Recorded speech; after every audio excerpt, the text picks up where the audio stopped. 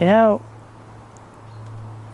a few days ago, my friend asked me, what does it mean to come home? Because in one of our conversations, I mentioned coming home.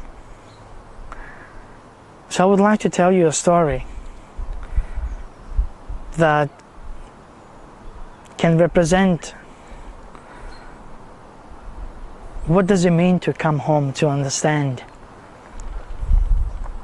Imagine when you are born, you come to a train station that you call life, and there are many people there trying to find the way home. And there's one train that is going home. There's a big sign on this train. It says home. And all people are trying to board the train. But only few people can actually board the train. So when you go and try to board the train, you obviously go with all your belongings. And belongings represent your thoughts, your personality, your experience, your knowledge, your intellect, and everything you know.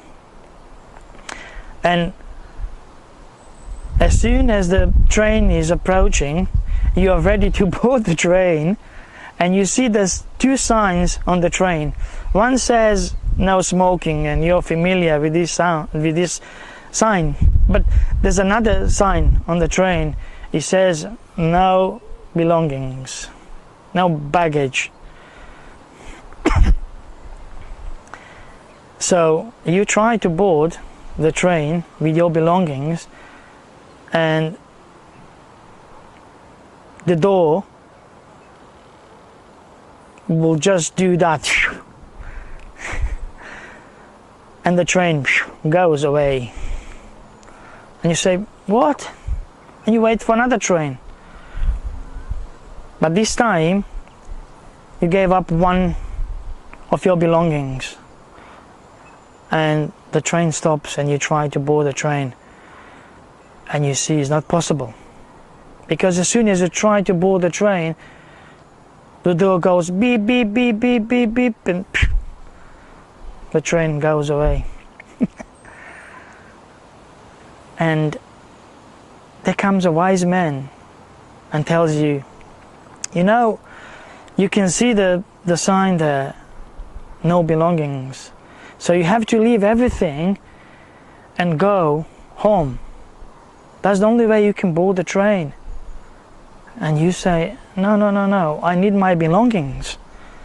And he says to you, no, everything you ever wanted is in the train. The train is home. It takes less than a second. Actually, you know, as soon as you board the train, you're already home. You have everything at home. You don't need any belongings. So when the train comes, by this time you gave up another suitcase, one of your belongings, and you try to board the train, and it's not working. Not until you really realize that everything you need, you already have. Because you are at home. So not until you give up all of your belongings, your knowledge, your ideas, because all of this is thought. Not until you realize it is all thought that you can board the train and go home. See, when you board the train and go home, you will see the train was only there to make you understand.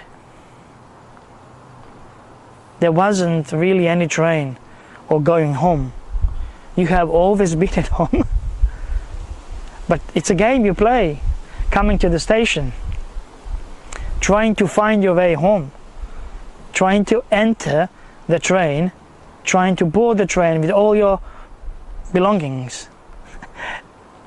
And once you realize you don't need any of your belongings.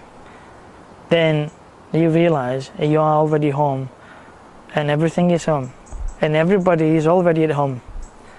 So be at home is the best place to be, because you are already at home.